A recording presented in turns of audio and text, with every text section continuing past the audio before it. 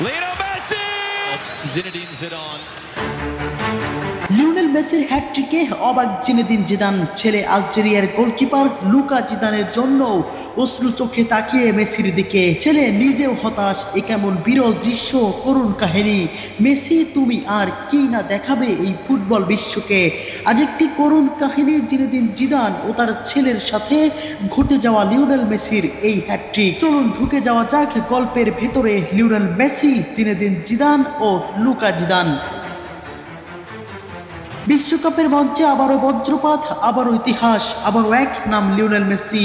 ৩৮ বছর বয়সেও যেন সময়কে থামিয়ে দিয়েছেন তিনি।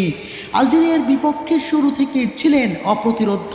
প্রতিপক্ষের রক্ষণ ভাগকে বারবার ভেঙে দিয়ে একাই লিখে গেলেন এক অবিশ্বাস্য গল্প। বিশ্বকাপ মঞ্চে নিজের প্রথম হ্যাটট্রিক। ম্যাচের প্রথম গোলেই যেন শুরু হলো ঝড়, নিখুঁত ফিনিশিং।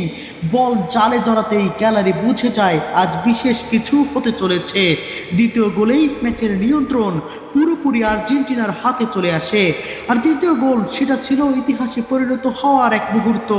ম্যাচ শেষ হয় ৩-০ ব্যবধানে আর্জেন্টিনার জয় দিয়েই।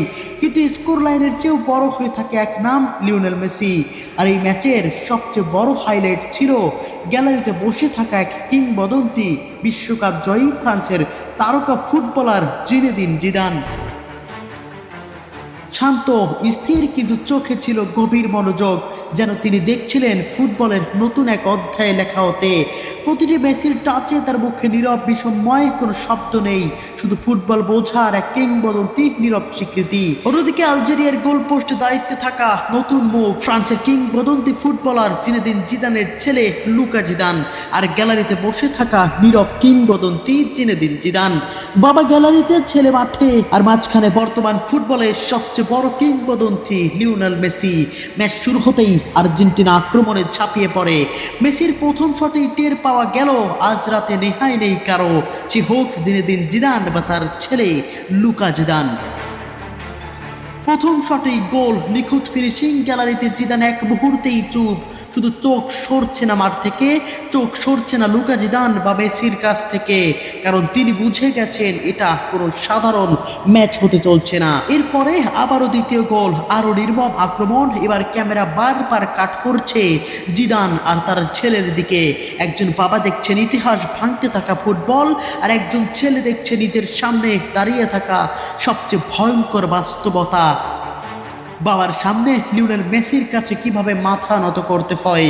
কিন্তু আসল বিষয়ময় তখনও বাকি। মেসির তৃতীয় আক্রমণ, ডিফেন্স ভেঙে একাই ঢুকে গেলেন বক্সে। দূরপাল্লা শট, আর তাতেই গোল। স্টেডিয়াম ফেটে পড়লো। আর ঠিক সেই মুহূর্তে ক্যামেরা থেমে গেল আলজেরিয়ার গোল পোস্টে থাকা লুকা জিদানের মুখে।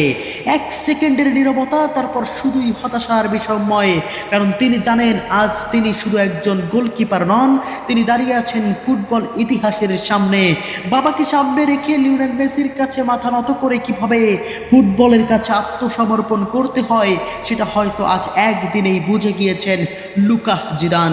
গ্যালারিতে জিনেদিন জিদান উঠে দাঁড়ালেন। চোখে কোনো রাগ নেই, কোনো কথা নেই, শুধু গভীর স্বীকৃতি। যেন তিনি দেখছেন একজন মানুষ কিভাবে ফুটবলের সীমা ভেঙে দিচ্ছে। আর তার ছেলে তখন ধীরে ধীরে উঠে দাঁড়ায়, মাথা নিচু করে একবার গ্লাভস ঠিক করে নেয়। কারণ সে বুঝে গেছে এই ম্যাচ হার জেতারও বাইরে। শেষ পর্যন্ত ম্যাচ শেষ হয় ৩-০-তে। কিন্তু আসল স্কোর লাইন ছিল অন্য কিছু।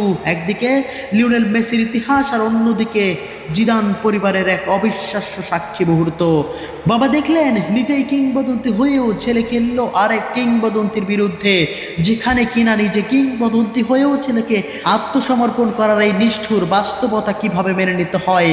ফুটবল ইতিহাসে এমন গল্প খুব কমই আসে, খুব কমই তৈরি হয়। তার নতুন অধ্যায়ে লিওনেল মেসির হাত ধরেই।